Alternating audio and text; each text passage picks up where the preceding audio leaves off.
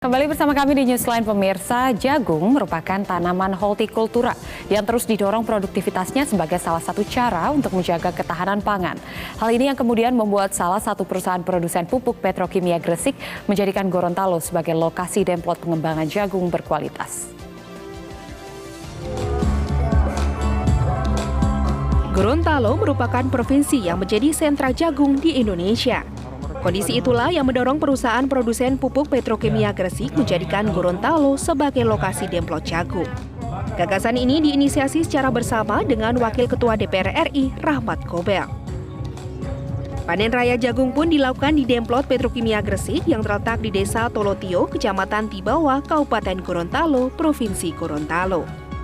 Peningkatan produksi tanaman jagung dinilai mampu mendorong percepatan pembangunan Gorontalo sebagai lumbung pangan di Indonesia bagian tengah. Hal ini juga dilakukan untuk menjaga ketahanan pangan di tengah pandemi COVID-19. Direktur Utama Petrokimia Gresik Rahmat Pribadi menyatakan dengan kerjasama ini diharapkan produktivitas jagung pada masa panen meningkat hingga 2 kali lipat.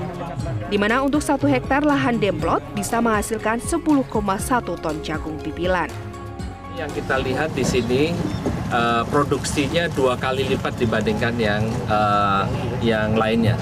Ini 10,1 ton per hektar pipilan. Jadi itu luar biasa sekali karena biasanya di sekitar sini yang saya dapat informasi hanya 5 ton. Ini artinya membuktikan bahwa dengan lahan yang kira-kira luasnya sama, Gorontalo ini bisa memproduksi jagung 2 kali lipat daripada yang sekarang.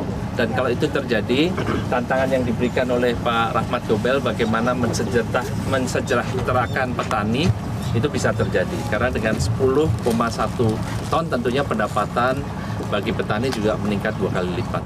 Wakil Ketua DPR RI Rahmat Gobel menyatakan persoalan yang dihadapi oleh petani adalah harga jagung yang kerap jatuh nilainya pada saat masa panen tiba.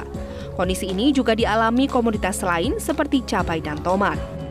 Untuk itu menurutnya yang harus dilakukan adalah mengembangkan industri pengolahan jagung agar setiap komoditas memiliki nilai tambah pasca panen. Cara ini juga bisa lebih menguntungkan para petani. Bagaimana supaya bisa menjaga harga, stabilitas harga, dan juga menjaga pendapatan petani. Harus ada proses lanjutannya, yaitu bagaimana membangun added value, nilai tambah ketika pasca panen itu sendiri. Misalnya industrinya mesti ada di sini, supaya pengolahannya lebih modern. Nah, dengan sekarang ini sebagai uji coba ya, demplot yang kita bangun ini harus segera direncanakan bagaimana masuk industrinya yang bisa membuat added value, sehingga secara total itu mendapatkan harga yang baik untuk masyarakat maupun untuk petani itu sendiri.